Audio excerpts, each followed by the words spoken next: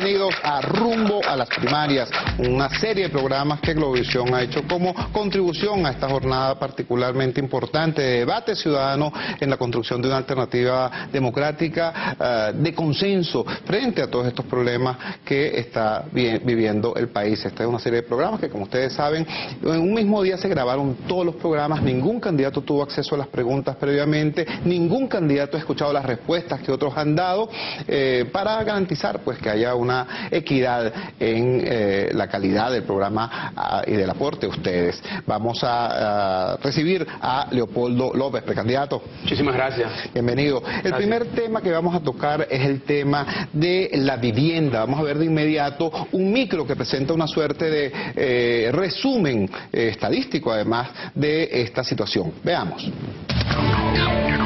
Si los barrios de Venezuela fueran un país, este tendría casi la misma población de Chile, unos 16 millones de habitantes.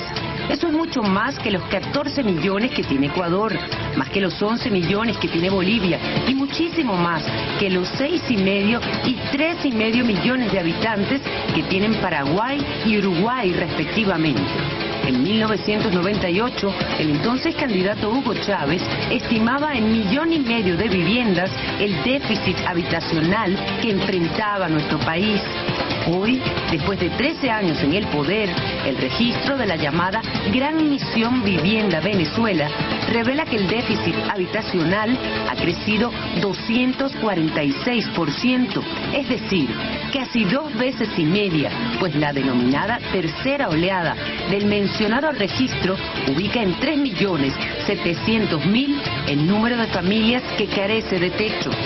Según distintos voceros del Ejecutivo, el Gobierno Nacional terminó y entregó en diciembre de 2011 poco más de 140.000 viviendas nuevas. Cosa curiosa porque, según cifras del mismo gobierno, en refugios de todo el país permanecen aún 30.000 familias desde el tercer trimestre de 2010, para las cuales el Ejecutivo acordó la entrega no de sus aún inexistentes viviendas, sino de un bono navideño. En efecto, señor precandidato, siendo esta la dramática perspectiva del problema de la vivienda en los sectores populares, al país le interesa saber cómo abordará usted la situación habitacional de los barrios. ¿Los urbanizará integrándolos a la llamada ciudad formal o promoverá ciudades satélites como se hace en la actualidad o tiene otra propuesta? Tiene 1,5 minutos para su respuesta. Bueno, muchísimas gracias. Nuevamente, gracias por esta invitación. Celebro esta jornada que se está haciendo. Lo primero es reconocer dónde está el déficit de vivienda. Lo decía al inicio del micro que acabamos de ver. Está concentrado fundamentalmente en las ciudades. Por lo tanto, es un problema que se concentra en los barrios. La consolidación de los barrios tiene que ser una política, tiene que ser una línea estratégica del Estado en todos los niveles, a nivel nacional, a nivel regional y a nivel local. ¿Qué significa esto? Que no podemos solucionar el problema de la vivienda solamente creando nuevas urbanizaciones. Importante tener nuevas urbanizaciones, nuevos centros de asentamiento que puedan estar consolidados en todo lo que significa el vivir, es decir, que tengan la vivienda, que tengan los centros de recreación, los centros de educación. Pero nosotros estamos convencidos que la consolidación de los barrios en las ciudades, con servicios públicos, con la adecuación no solamente dentro de la vivienda, sino en el entorno de la vivienda, tiene que ser el enfoque para poder darle solución al problema de vivienda y hábitat, de cómo viven los venezolanos. Nosotros estamos convencidos de que esto se puede hacer. Yo lo hice cuando fui alcalde. Nosotros consolidamos los sectores populares durante mi gestión con distintas estrategias. La primera de ellas, otorgar títulos de propiedad, no papelitos de tenencia de tierra, títulos de propiedad que garanticen que la familia sea dueña de su propiedad, dándole aportes para que puedan consolidar la vivienda y sobre todo servicios públicos, alumbrado, gas, electricidad y todo lo que significan los accesos para los servicios públicos. Ha mencionado usted esa otra política importante, además del tema de la habilitación o consolidación de barrios, el tema de la construcción de nuevas viviendas. ¿Cómo reconciliará un gobierno presidido por Leopoldo López a los actores del trío Estado, empresa privada, comunidad organizada, cuya articulación es vital justamente para la construcción de nuevas viviendas? Bueno, es que si no reconocemos al sector privado, a las comunidades, como una parte estratégica de todo lo que significa la consolidación de las viviendas, vamos a ir por un camino equivocado. ¿Por qué ha fracasado el programa de vivienda durante más de una década de este gobierno? Porque ha destruido el sector privado. Porque se va a buscar construir, no hay cabilla, no hay cemento, no hay línea blanca, no hay los elementos necesarios para poder consolidar la vivienda. Estado, sector privado y las comunidades. El sector privado es quien ejecuta las viviendas. Hoy en Venezuela, las que se están entregando en este momento, el 80% las está construyendo el sector privado, a pesar de todos los golpes que el gobierno le da al sector privado. Con un encuentro entre el Estado y el sector privado es mucho más lo que se puede hacer. ¿Y dónde entran las comunidades? Las comunidades entran en lo que sería el diseño, en lo que sería la identificación de los que verdaderamente están necesitados de una vivienda. Por supuesto, hay una prioridad. Están los más de casi 200.000 venezolanos que están damnificados, que deberían de tener una prioridad, que hoy, a más de un año de lo que fue ese proceso de lluvias lamentable que tuvimos hace más de un año, no ha habido una respuesta real para esos damnificados. Esas viviendas que su gobierno construirá o promoverá en articulación con otros actores sociales, ¿serán de propiedad estatal? ¿Serán de propiedad social, entre comillas, o serán propiedad privada de las familias que las ocupen? Y yo le pregunto a quien nos está viendo, ¿qué piensan ustedes quién debe ser el dueño de su vivienda? ¿Usted o el Estado? Estoy seguro que la respuesta de todos los que nos están viendo, de todas las familias venezolanas, es que el dueño de su vivienda debe ser la persona, la familia. Por supuesto que yo creo que el dueño de la vivienda tiene que ser la familia. Y no te lo digo en teoría hacia el futuro, sino te lo digo que ha sido mi trayectoria cuando fui alcalde. Nosotros insistimos en que la propiedad y darle no solamente la titularidad, sino darle todo lo que significa la propiedad de la vivienda como algo fundamental para la dignidad de la persona y de la familia, es algo a lo que nosotros le daremos prioridad.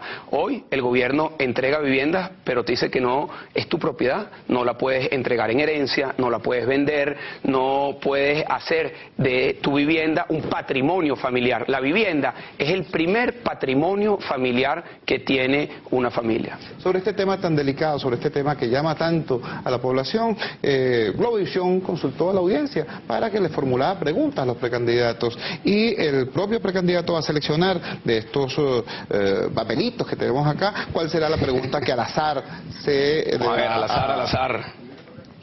se va a formular. En efecto, el precandidato sacó la pregunta número 35.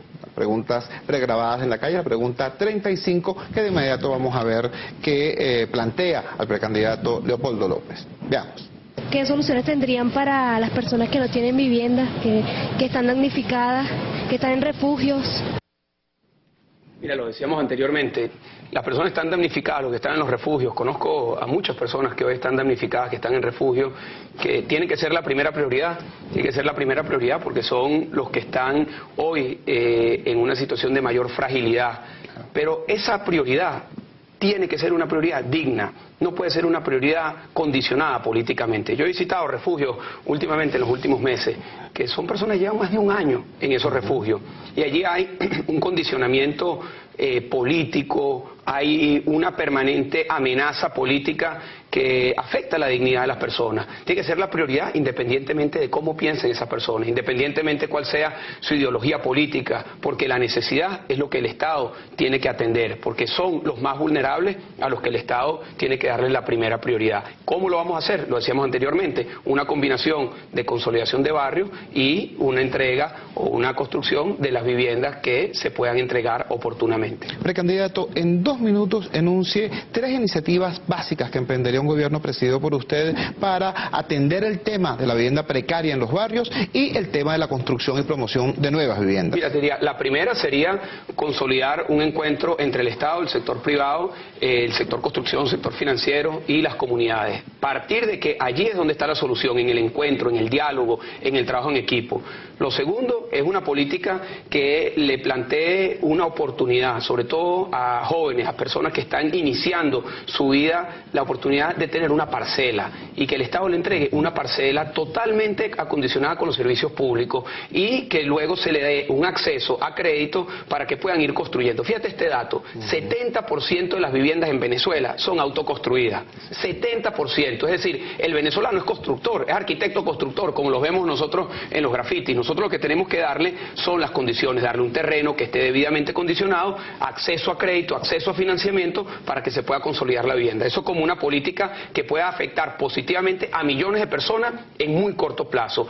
Y tercero, la consolidación de los barrios como una prioridad. Y consolidación de los barrios significa darle no solamente oportunidad para consolidar la vivienda puertas adentro, sino consolidar espacios públicos, espacios recreativos, de deporte, alumbrado público, espacios de comercio que puedan darle a ese entorno el hábitat, es decir, poder vivir en donde la persona pueda vivir en cualquier sector, allí pueda educar a sus hijos, pueda recrearse, pueda comprar los aspectos básicos para que de esa manera pueda tener una vida más digna, más feliz. Vamos a ver de inmediato un micro que dibuja un panorama de esta situación. Veamos. La cantidad de años de escolaridad cursada es la mejor protección contra la pobreza. En Canadá, Suecia y Estados Unidos, el promedio de escolaridad por habitante es superior a 11 años. En Venezuela, ese promedio es de solo 7,15 años por habitante. Tal cifra es un promedio general. En el 25% más pobre de la población, la cantidad de escolaridad cursada es de solo 4,75 años, menos de quinto grado. Solo 32 de cada 100 que entran en primer grado logran inscribirse en noveno. De cada 100 que entran a primer grado, solo 16 logran inscribirse en quinto año de educación media general, el antiguo bachillerato. 40% de los jóvenes entre 15 y 25 años son desertores escolares. Además de que los pobres pasan menos tiempo en la escuela, esa escuela tiene cada vez menos calidad. Ya no se hacen concursos para el ingreso a la carrera docente, ni para ser director de escuela. Antes, los supervisores tenían que ser maestros con 15 años de experiencia y tenían que participar en un concurso de oposición con prueba escrita.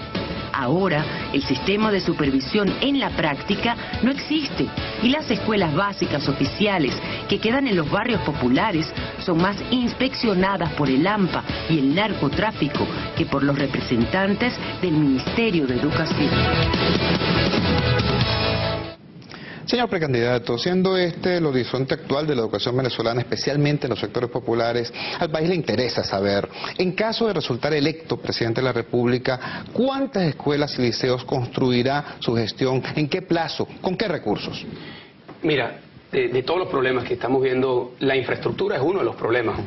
Como lo decía muy bien el micro, la calidad es el otro problema. Yo creo que allí es donde está concentrado una política educativa, infraestructura y calidad. Calidad tiene que ver con los docentes, que también se planteaba allí. Tú me preguntas, ¿cuántas escuelas se necesitan en Venezuela? 15.000 escuelas, según el propio Ministerio de Educación, 15.000 escuelas. Pero además de eso, se necesita darle una reconstrucción a las que hoy existen en Venezuela. Se necesitan construir esas escuelas y hay que construirlas en el corto plazo. Ahora bien, ¿para quiénes son esas escuelas? Hay más de 4 millones de niños y jóvenes que están fuera del sistema educativo. Para ellos es que se necesita esa infraestructura. ¿Cómo lo vamos a construir? Muy importante la pregunta. ¿Con qué recursos? Nosotros hemos venido planteando la necesidad de destinar recursos del ingreso petrolero a prioridad fundamental para la superación de la pobreza, y educación está allí. Hemos hablado de aumentar la producción petrolera, aumentar los ingresos que vengan por el ingreso fiscal petrolero y destinar estos recursos a infraestructura en el ámbito de educación,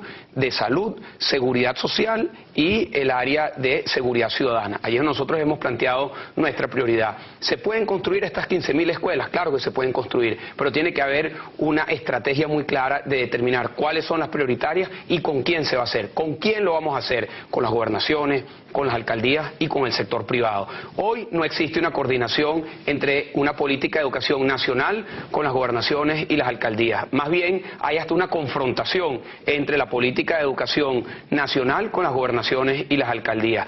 Cuando yo fui alcalde, construimos escuelas, y no solamente construimos escuelas, no solamente pintamos las escuelas y lijamos los pupitres, hicimos escuelas que son de primer mundo, escuelas que nada tienen que envidiarle a las escuelas privadas de mejor calidad que hay en el país y en otros países. Se puede tener una educación de calidad para los más necesitados y para toda la población sí se puede, pero tiene que dársele prioridad a la educación en el destino de los recursos que tiene el Estado. En esas escuelas que usted rehabilitará, en esas escuelas que usted construirá en caso de ser presidente de la República, ¿cuáles serán los valores y principios en los cuales se educará? Porque hay un debate en el país acerca de si es lícito o no educar para tal o cual sectarismo. ¿Cuáles serán los principios y valores en los cuales se educará en esas escuelas? Yo te diría, los principios, la estrategia es tener a ciudadanos de primer mundo, ciudadanos del mundo globalizado, ciudadanos del siglo XXI, ciudadanos que se tengan destreza en matemáticas, en ciencias, en computación, en idiomas, que sin ningún complejo le podamos enseñar inglés, que sin ningún complejo puedan aprender todas las destrezas de matemáticas, que sin ningún complejo puedan entender que hay que vincularse a un mundo cada vez más globalizado. Yo creo que vincular la educación con la ideologización de versiones de la historia venezolana con intención política no le hace ningún bien a los venezolanos, no le hace ningún bien a la Venezuela que está por construirse. No tengo ninguna duda que existen los venezolanos que pueden ser docentes para tener la mejor educación. Ahora bien, hay que buscarlos, hay que ampararlos, hay que darles un sueldo digno, hay que darles el acompañamiento para que la educación pase a ser una prioridad para los venezolanos. Hoy no la es, hoy no la es. Hoy un padre educa a sus hijos y muy probablemente la última profesión que le plantea a su hijo que puede hacer es maestro. Nosotros tenemos que elevar, que moralizar la función del maestro, pero eso tiene que venir acompañado de los recursos necesarios, de los salarios dignos, de todo el acompañamiento para que ser maestro, ser docente, sea una carrera aspirada por los jóvenes que se están educando. Precandidato, vamos a seleccionar nuevamente una de las preguntas que el público le ha pregrabado. La pregunta número 28. El precandidato ha seleccionado la pregunta número 28 de los testimonios e interrogantes que el público ha hecho a través de las cámaras de Globovisión. Veamos de inmediato este interrogante. Bueno, sé que las teorías socialistas dicen que la educación es un instrumento para inculcarle a las clases dominadas valores que les permiten ser dominados por las clases dominantes. Sin embargo, el socialismo hace algo parecido. Entonces, ¿cómo haría un gobierno democrático para transformar la educación en un instrumento de libertad y no un instrumento de dominación? Interesantísima la pregunta de este joven.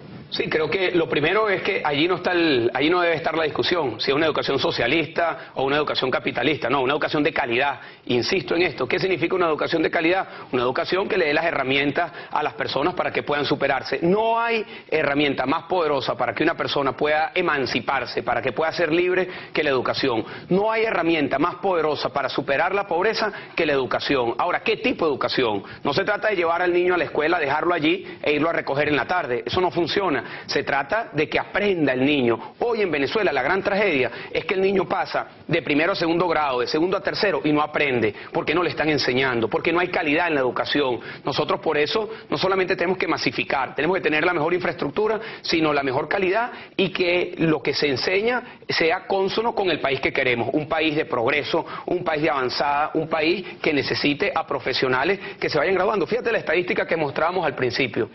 Solamente 10 de cada 100 jóvenes que entran en primer grado terminan yendo a la educación superior. Nosotros tenemos que elevar esa cifra, bueno, por lo menos a la mitad, que la mitad de los niños en el corto plazo que vayan a primer grado puedan tener la oportunidad de ir a la universidad, de formarse y de superarse mediante la educación superior. Ha planteado usted la importancia de atender también los aspectos vinculados con la formación del recurso docente. ¿Cuál sería el perfil de los maestros, de los directores, de los supervisores que serían los encargados de impartir esa educación para un ciudadano del siglo XXI? Mira, el perfil es que tengan, primero que nada, la formación, es decir, valga la redundancia, el educador tiene que ser educado, el educador tiene que tener las capacidades para poder educar, pero yo le doy mucha importancia a que la discusión docente-Estado sea una discusión concentrada en la calidad de la educación. ¿Por qué digo esto? Durante mi gestión como alcalde, nosotros hicimos mucha insistencia en trabajar con los docentes para que la discusión no solamente fuese año a año el aumento del salario, que efectivamente se aumentaba y se le dan más beneficios, sino yo insistía mucho en la calidad de la educación. ¿Y qué hicimos nosotros? Planteamos que en la convención colectiva le diéramos un aumento a aquellos docentes que pudiesen demostrar que enseñaron de la manera más eficaz a sus alumnos. Hacíamos una prueba a principio de año y a final de año, y aquellos docentes que demostraban que tenían mayores capacidades pedagógicas, que sus alumnos aprendían más, se les daba un reconocimiento adicional. De esa manera, ¿qué estábamos diciendo? La calidad de la educación, la calidad y lo que está aprendiendo el niño, el adolescente, como prioridad. Precandidato, identifique por favor 3 acciones concretas que emprendería un gobierno presidido por Leopoldo López para promover el acceso de los hijos de las familias más pobres del país a una educación básica de alta calidad.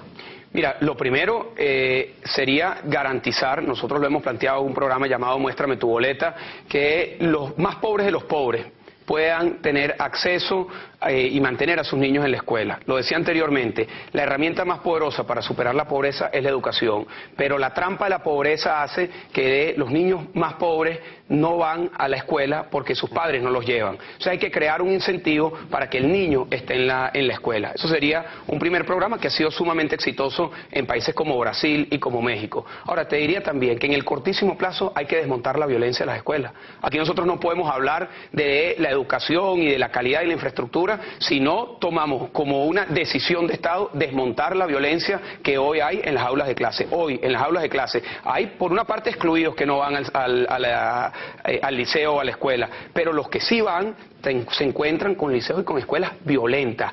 La violencia hay que desmontarla también desde la escuela, y eso requiere que asumamos que es una realidad y que hay que desmontarla. ¿Cómo? Primero reconociéndola y segundo incorporando a los familiares, a los docentes y a los jóvenes en una cultura de paz. Nosotros tenemos que poner como primera prioridad de la educación nacional para los que están en el liceo y los que no lo están, para toda la ciudadanía, una cultura de la vida, una cultura de convivencia, una cultura de paz. Y esa para mí es la primera asignatura que nosotros tenemos que plantearle a toda la nación, la cultura de paz y de la no violencia. El tema de la seguridad, vamos a ver de inmediato un micro para dibujar un perfil de lo que es esta situación en este momento. Veamos. En los barrios de Venezuela, unos 16 millones de personas son víctimas, rehenes y escudos humanos de unos 180.000 delincuentes. Todas las encuestas de victimización coinciden en que 8 de cada 10 víctimas de la violencia amponil caen en los barrios. Para enfrentar a esos 180.000 antisociales, la Policía Criminalística Venezolana, el CICPC, solo cuenta con 8.000 hombres. Desde 1999, la actual administración disolvió los comandos urbanos de la Guardia Nacional, retiró a la antigua DICIP de patrullas de calles y avenidas, prestó número y poder de fuego al armamento de las policías estadales y municipales y disolvió a la Policía Metropolitana. A cambio, activó desde hace 2 años el llamado Divise y creó una Policía Nacional Bolivariana que por ahora solo cubre algunas parroquias caraqueñas y parte de las instalaciones del metro capitalino. En 1998 se registraron 4.550 víctimas fatales del AMPA, mientras que en 2011 la cifra cerró con 19.336 homicidios, lo que implica que durante la presente gestión la muerte violenta creció 425%. Esa es la panorámica, siendo esta la angustiosa situación de la seguridad pública, señor precandidato, especialmente en los sectores populares. Al país le interesa saber, en caso de resultar electo presidente de la República, ¿qué medidas adoptará un gobierno presidido por Leopoldo López para restablecer y optimizar la capacidad de respuesta de la sociedad y del Estado venezolano frente al crimen? Mira, lo primero es que para mí esta es la primera prioridad que tenemos los venezolanos. Si nosotros no abordamos el problema de la seguridad de manera tajante, clara y de emergencia, es un problema que va a concentrar lo peor que hemos visto de la violencia en América Latina, porque ya se está incubando lo que está ocurriendo en Centroamérica con los grupos juveniles de las bandas de delito, lo que ha ocurrido con el crimen organizado en México, el narcotráfico en México y Colombia, los grupos organizados de guerrilla y paramilitares de Colombia. Es decir, este es un tema que, como lo decían las cifras, pasamos de 4.000 homicidios a 19.000 homicidios. Esas son cifras. Detrás de cada cifra hay una familia. Y no solamente son los que asesinan, es la familia que queda con la esperanza de que algún día se haga justicia y nunca se hace justicia. Es lo que significa de fractura a una sociedad, no solamente los que asesinan, sino los que quedan heridos y todo lo que significa esa sociedad del miedo. Lo primero es darle prioridad, la primera prioridad a la seguridad. Nosotros hemos planteado una propuesta integral en materia de seguridad ciudadana. No hay una respuesta puntual, no hay una ley puntual, ni hay un dispositivo puntual. Es un problema integral que va desde la prevención, todo el ámbito policial, todo el sistema de justicia que es la fiscalía y los tribunales y el sistema carcelario. Cada uno de esos ámbitos hoy está en crisis. Nosotros hemos venido haciendo una propuesta, yo presenté recientemente nuestro plan Venezuela Territorio Seguro, una propuesta que la comencé a escribir, a elaborar a partir del año 2006, cuando yo mismo sufrí un atentado y un compañero de trabajo murió en mis brazos, Carlos Mendoza, y me he dedicado a estudiar este tema. Y lo primero que le quiero decir a quienes nos están viendo es que sí es posible construir una Venezuela segura, sí es posible tener una Venezuela en donde disminuyamos los índices delictivos de manera rápida, es posible tener resultados concretos, pero lo primero es tener voluntad política, es decidir que esta sea la prioridad, no buscar excusas como ocurre actualmente, no mirar hacia atrás como ocurre con el actual gobierno, sino tomar la decisión de que hay una determinación del gobierno nacional que impulsará a todos los poderes públicos, a las gobernaciones y a las alcaldías a que esta sea la primera prioridad. Señor precandidato, ¿qué estrategias usará un gobierno presidido por usted para que el combate al AMPA en los barrios se desarrolle protegiendo, en vez de lesionar, los derechos de la inmensa mayoría honesta que vive en esos espacios comunitarios? Mira, una de las premisas que nosotros hemos planteado es que es posible lograr disminuir los índices delictivos respetando los derechos humanos. Claro que es posible hacerlo. Ahora, se tiene que plantear de una manera muy clara con quién estamos y contra quién estamos. Nosotros no podemos tener una convivencia cómplice con la delincuencia y en ese sentido hay que dejar muy claro, a los que son delincuentes les tenderemos oportunidades a los jóvenes para que salgan de la delincuencia, pero los que decidan mantenerse en ese camino se tendrán que encontrar a un Estado firme que con el peso de la ley, con el resguardo de los derechos humanos, enfrentará a la delincuencia. ¿Cómo hacerlo? Vamos por dos grandes estrategias que para mí son fundamentales. La primera, prevención. ¿Dónde está focalizado el delito y la violencia en Venezuela? En los jóvenes, hombres, entre 12 y 25 años. Allí nosotros podemos hacer mucho con una política de prevención, oportunidades de estudio, de empleo, de deporte, de cultura, jugar cuerpo a cuerpo con esos jóvenes. Es mucho lo que podemos hacer muy rápido. Segundo, las policías.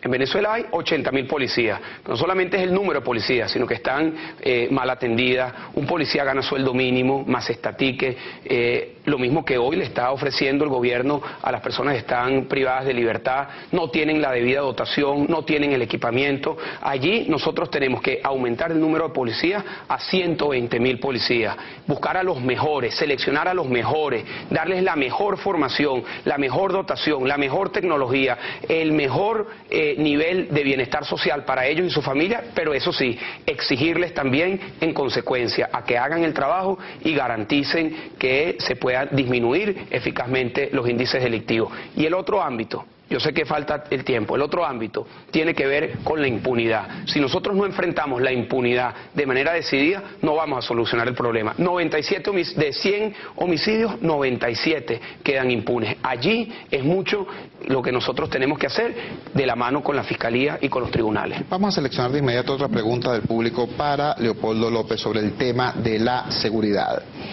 La papeleta que ha seleccionado el precandidato es la número 4, la papeleta número 4. Como ustedes saben, estas preguntas fueron pregrabadas y la selección de las mismas es absolutamente aleatoria, al azar. Vamos a ver de inmediato la pregunta número 4.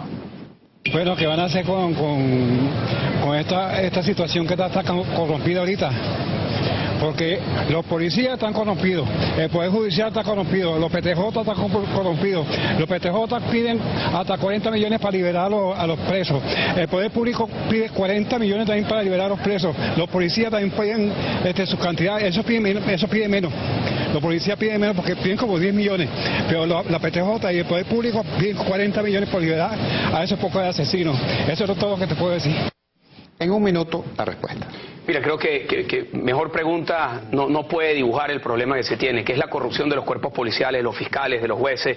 ¿Cómo abordar eso? Bueno, primero que nada, dándole la cara a los venezolanos, diciéndole a los venezolanos tendrán un presidente que asumirá la responsabilidad, que no buscará culpables por la delincuencia, asumirá la responsabilidad. Y en ese sentido, darle toda la fortaleza, todo el equipamiento, todo el seguimiento a las policías, pero también asumir que el problema de la impunidad lo tienen que asumir los poderes públicos, porque este no es un problema que se puede abordar aisladamente. Los poderes públicos, en particular la Fiscalía y el Poder Judicial, tienen que asumir su cuota parte de responsabilidad y tenemos que ser implacables contra la corrupción policial, implacables contra la corrupción de jueces y fiscales. Y aquí tenemos que dar efectos de demostración. Se tendrán que ubicar casos concretos de corrupción que sirvan de ejemplo para que se demuestre que estamos cambiando, que por primera vez se está atacando la corrupción policial, la corrupción de los fiscales y la corrupción de los jueces. Eso que dice el señor es la tragedia que viven miles de madres todos los días. No solamente que sus hijos caen en manos de la delincuencia, sino que cuando caen en manos del Estado, el policía les cobra una tarifa, luego el fiscal, luego el juez, y los pasan ruleteando por todo el sistema y jamás se le da solución al problema. Hay que asumir el problema como la principal prioridad y sí es posible darle solución a la inseguridad que hoy tienen los venezolanos. Precandidato, en un minuto, por favor, díganos cómo, a propósito de este tema tan manoseado, incluso el tema del desarme, además de hacer más estricto el control de armas a los ciudadanos honestos, ¿qué mecanismos activará un gobierno presidido por Leopoldo López para desarmar a los grupos y colectivos, entre comillas, violentos, que en las cárceles y en algunas localidades de Caracas y del resto del país usurpan el rol del Estado como detentador del monopolio de la violencia legal? En un minuto también. Sí, mira, este es un problema que requiere la intervención aquí sí de la Fuerza Armada Nacional. La Fuerza Armada Nacional constitucionalmente tiene la responsabilidad del resguardo de las armas en la nación. Hoy por hoy existe un contrabando de armas que ha hecho que en Venezuela existan más de 16 millones de armas ilegales en Venezuela. Allí tiene que asumirse el control de la frontera para evitar el contrabando de armas y, por supuesto, avanzar en un proceso de desarme. Pero ¿cómo se avanza en el proceso de desarme? Enfrentando a la delincuencia. Es decir, una política de desarme que le plantea a la gente, bueno, dame el arma si tú no tienes la ofensiva por parte de los cuerpos policiales y del sistema de justicia, nunca va a funcionar. Aquí tenemos que tomar la decisión. O continuamos en retirada como sociedad de manos de una delincuencia que, como lo decía, el 1% de la población tiene sometido al 99% de los venezolanos.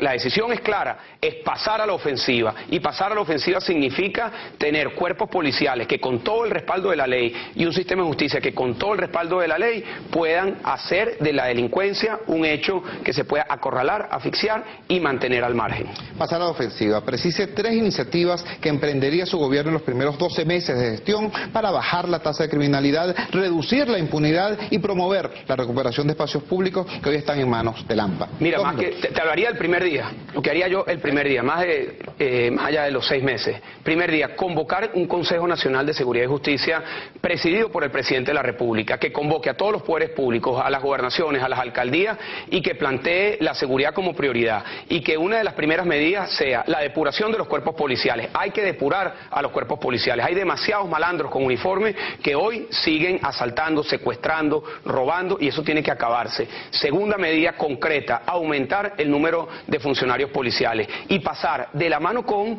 las universidades públicas y privadas, porque este es un proceso que lo estoy planteando como una propuesta nacional. A la selección de los mejores y a partir de allí la formación de los mejores y que en 6 meses nosotros podamos tener el primer cohorte de 20.000 nuevos funcionarios con el mejor equipamiento, con la mejor tecnología y con el mejor acompañamiento. Otra de las decisiones, decirle claramente a los poderes públicos, señores poderes públicos, ustedes tienen que asumir la responsabilidad de lo que significa el retraso procesal y lo que significa la corrupción en el sistema judicial. Y en ese sentido plantear claramente y abiertamente las cifras. Aquí vemos claramente los niveles de impunidad. 100 homicidios, 97 quedan impunes. Esa es responsabilidad de los poderes públicos, principalmente de la Fiscalía y del Poder Judicial. Y a partir de allí, convocar a la nación nuevamente a construir una Venezuela para la vida, a que la vida, la paz, la convivencia pasen a ser los temas prioritarios para los venezolanos. Yo no tengo duda, Chugo, no tengo duda que nosotros en corto plazo podemos construir una Venezuela segura. Por allí están los profetas del desastre que hoy están gobernando gobernando que le dicen a los venezolanos que solucionar el problema de la inseguridad tardará 15 a 20 años. Si tardamos 15 a 20 años, serán más de 500.000 de venezolanos que perderán la vida en manos de la violencia. No podemos esperar. Tenemos que asumir la prioridad de darle a los venezolanos paz, seguridad y tranquilidad. El tema de la salud, el derecho constitucional a la salud. Veamos de inmediato un micro con un resumen de este panorama.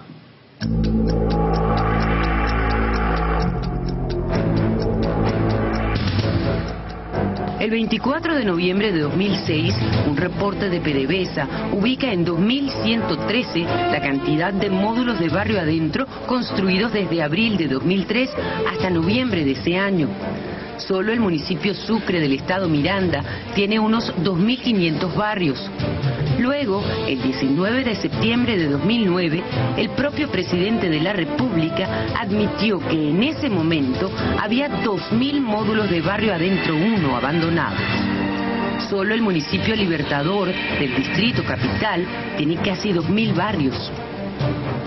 El informe sobre la situación de derechos humanos elaborado por Provea ubica en 4.298 la cantidad de módulos disponibles del programa Barrio Adentro 1, de los cuales una tercera parte no estarían operativos.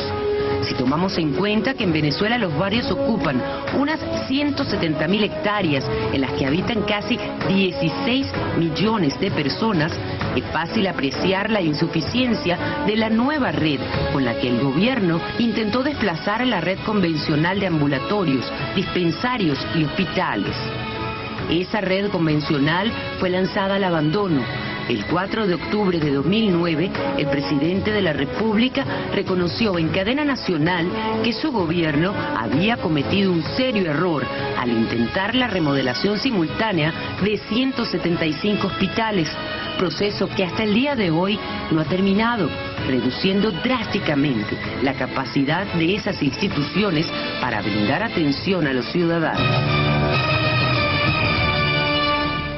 Señor precandidato, siendo esta la situación de la salud pública en Venezuela, al país le interesa saber, ¿integrará un gobierno presidido por Leopoldo López todos los recursos del Estado venezolano en el fortalecimiento de un único sistema nacional de salud descentralizado, como lo establece, como lo prevé la Constitución de la República Bolivariana de Venezuela? Mira, un sistema de salud descentralizado, integrado, ¿en qué sentido? Desde el módulo de salud que pueda estar en el barrio, que pueda estar en el caserío, que pueda estar en el pueblo, hasta los hospitales especializados. Uno de los principales problemas conceptuales que tiene el sistema de salud venezolano es que está totalmente fragmentado la salud en Venezuela. Tú vas al módulo de atención de salud y en lugar de tener allí solamente la salud preventiva, buscas allí otro tipo de salud. Cuando allí, por ejemplo, pongo el ejemplo de una mujer embarazada, tú vas al módulo de atención primaria para todo lo que es el tratamiento prenatal.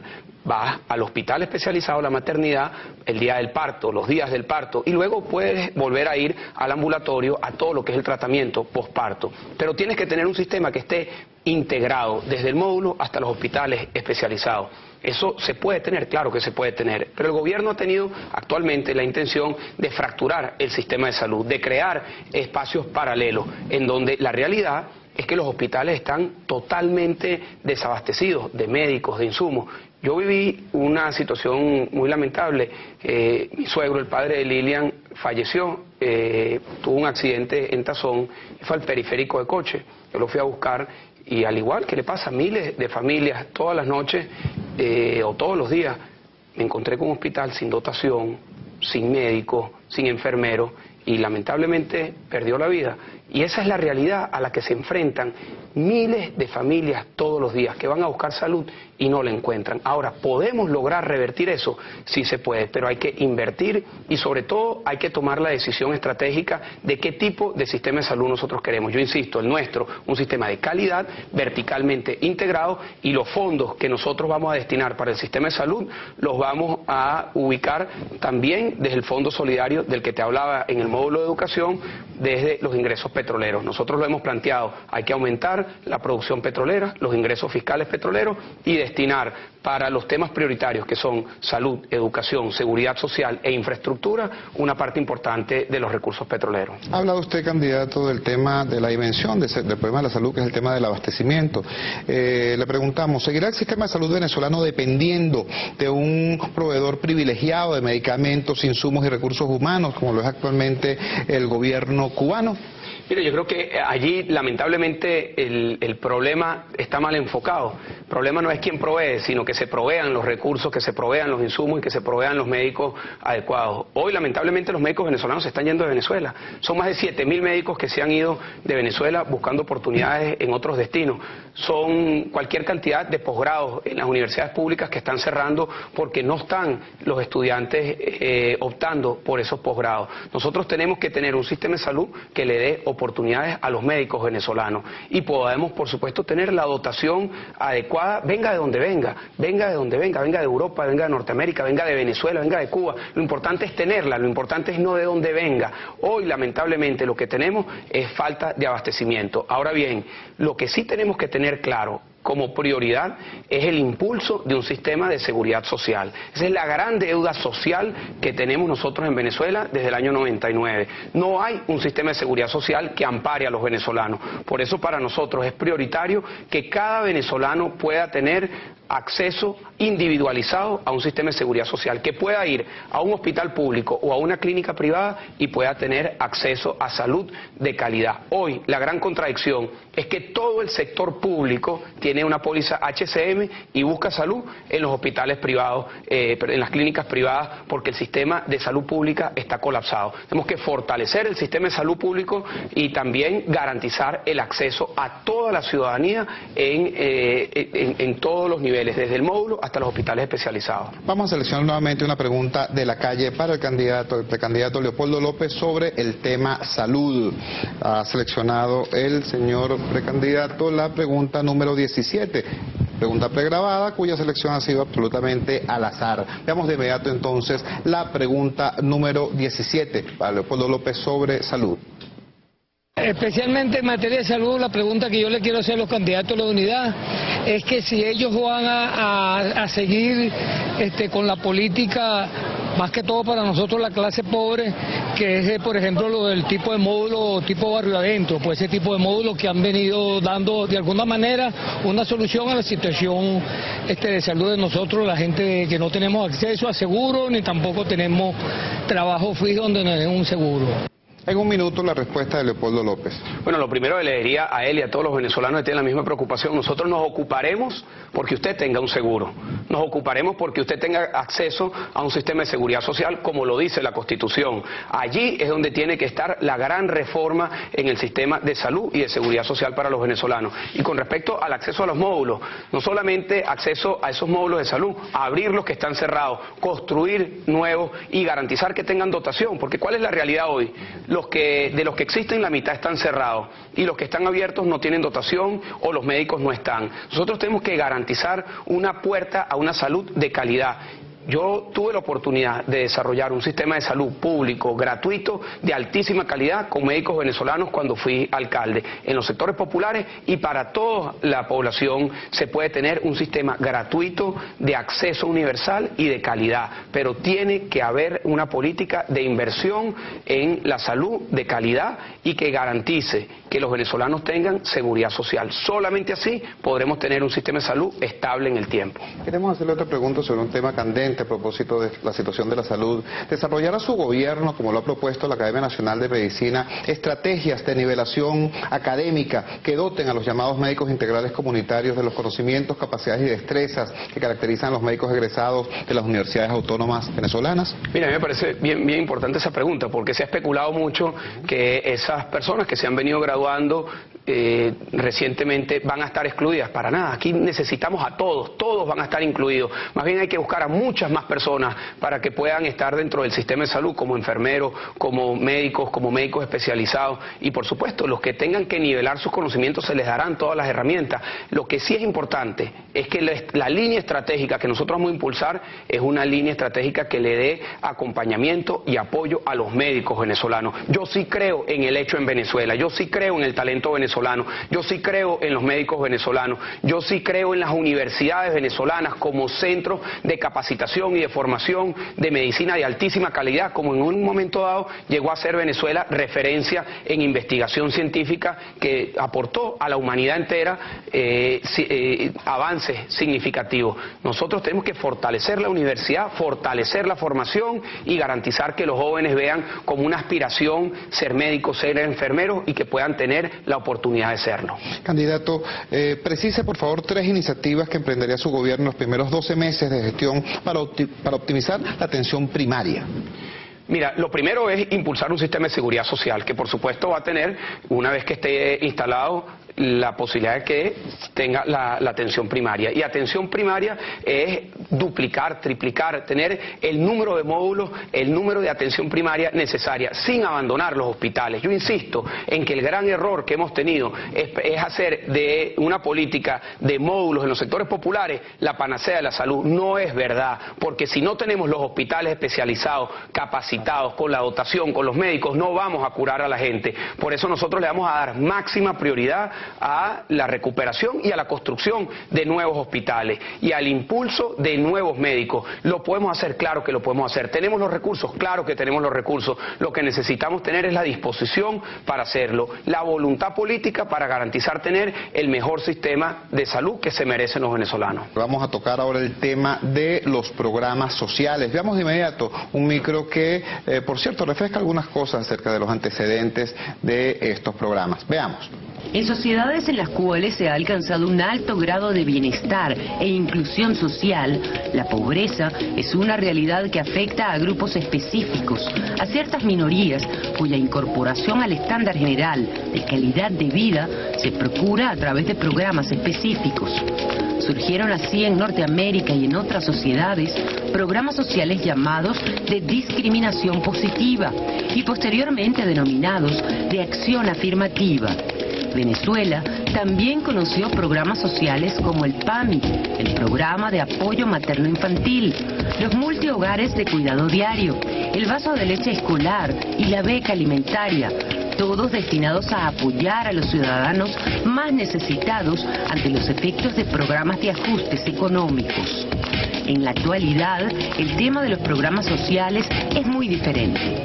Como lo ha reconocido públicamente el propio presidente de la República, los programas sociales de su gobierno, llamados misiones, surgieron en el año 2004 como respuesta a una necesidad electoral puntual y luego han servido para el desarrollo de una institucionalidad paralela a las instituciones formales del Estado.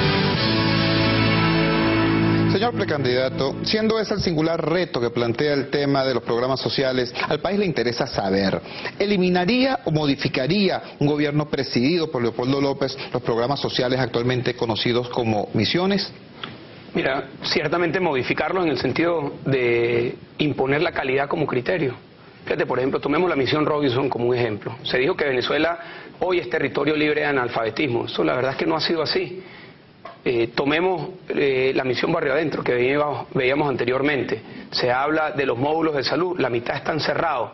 El problema de la calidad en los programas sociales es fundamental, pero yo quiero sumar otro, que es el foco. ¿A quién se tiene que dar prioridad? Yo estoy convencido que la primera prioridad que nosotros tenemos que tener en una política social es a los más pobres de los pobres, como primera prioridad. Por supuesto que a toda la población hay que atenderla, pero a los más pobres de los pobres hay que darles todas las oportunidades para que puedan surgir de la pobreza. ¿Y eso qué significa? Fundamentalmente salud y educación de calidad. ¿Por qué hablo tanto de calidad? Porque la salud no te sirve de nada si no es de calidad. La educación no te sirve de nada si no te enseña. La salud no sirve de nada si no te cura.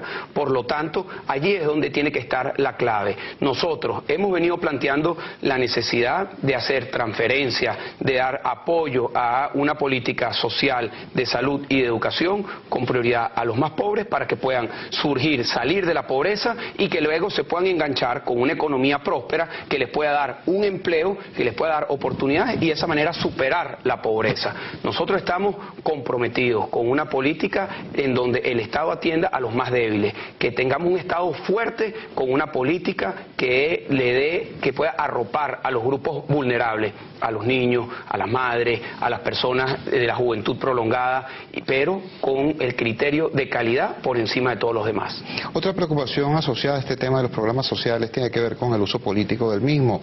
¿Qué garantías puede dar un gobierno presidido por Leopoldo López de que no utilizará la política social como herramienta clientelar o como instrumento proselitista?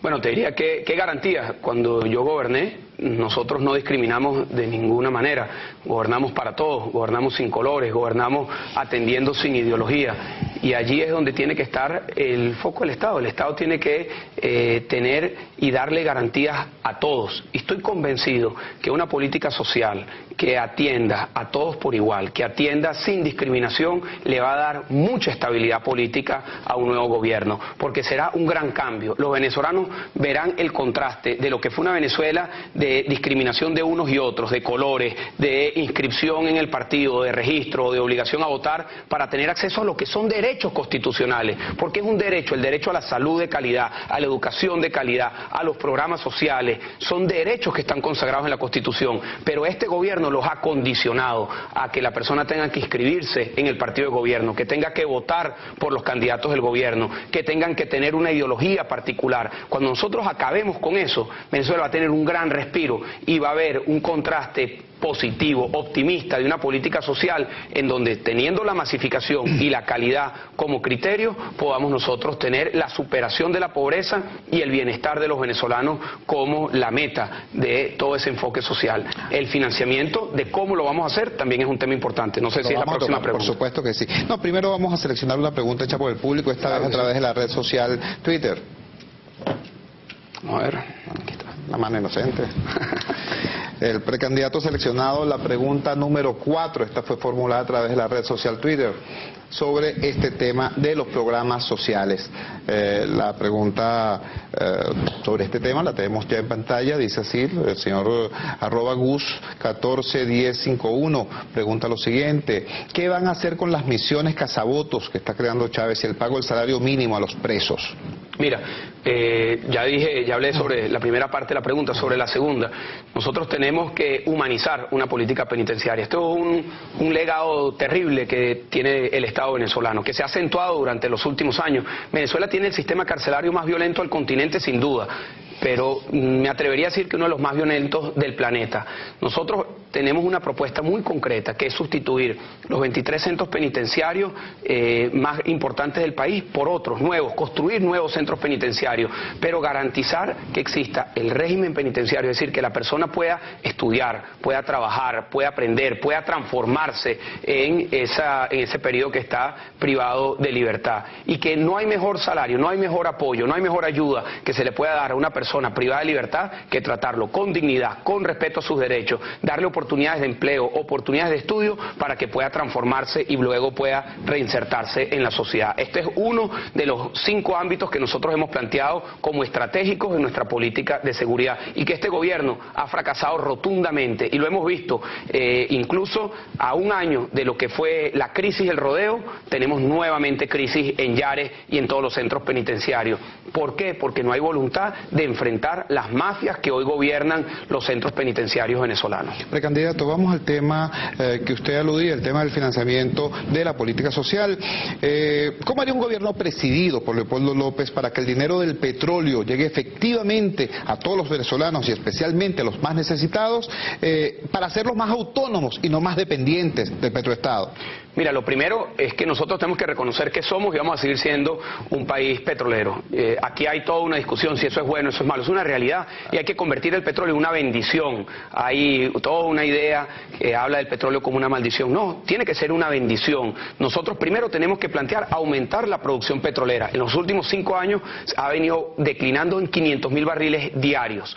Pero ¿para qué aumentar la producción petrolera? Bueno, para darle más ingresos a los venezolanos. Y es allí en donde ha estado el gran debate de cómo hemos fracasado como país petrolero, en el uso y gasto del recurso petrolero. Allí es donde está el problema, no que tengamos petróleo ni que produzcamos más o menos petróleo, sino ha sido el malgasto del recurso petrolero. Nosotros hemos venido planteando, y estoy convencido que esto va a tener un impacto en el corto plazo muy favorable, la creación de un fondo, que lo hemos llamado el Fondo Solidario, al cual puedan ir destinados los recursos petroleros y que podamos destinar esos recursos de manera muy transparente a un sistema de seguridad social, a los programas sociales que se puedan financiar con particular interés en los más pobres de los pobres y en infraestructura. Que se haga esto de manera transparente, que afecte positivamente a todos los venezolanos y que podamos tener entonces el petróleo como una palanca para el desarrollo, para el progreso y para el bienestar de los venezolanos. La siguiente pregunta también tiene que ver con el tema del financiamiento. Explique, por favor, cuáles serían las 3 prioridades en la política social de su gobierno en el primer año de gestión y cómo lo articulará. ¿Cómo articulará esas prioridades con su política económica? Bueno, lo primero es tener una política social que pueda focalizarse en los más necesitados. Foco en la política social. Segundo, poder compaginar la masificación con la calidad, tanto en la educación como en la salud. He insistido a lo largo de este programa en la calidad, porque para mí allí es donde tiene que estar la prioridad. Tercero, en tener un financiamiento que lo podamos tener de manera inmediata. Hoy en Venezuela tenemos los recursos para poder financiar una política social que le llegue a millones de venezolanos y que sea una política de calidad. He insistido a través del Fondo Solidario, del cual pueda nutrirse de los ingresos petroleros. ¿Y cómo compaginarlo con una política económica? Muy importante, la política social que garantiza que el que esté en las situaciones de estancamiento puedan surgir, pero no puede surgir y mantenerse en una superación permanente, en un progreso permanente, si no tenemos una política económica que ofrezca oportunidades y empleo. Nosotros tenemos que tener una oportunidad y oferta permanente de empleo para que el que salga de la pobreza pueda tener un empleo, pueda superarse, pueda tener estabilidad, pueda darle tranquilidad y paz a su familia. Estamos en los 2 minutos finales del programa. Quisiéramos emplearlos en conocer cuál es su visión de la sociedad venezolana deseable, querible, posible.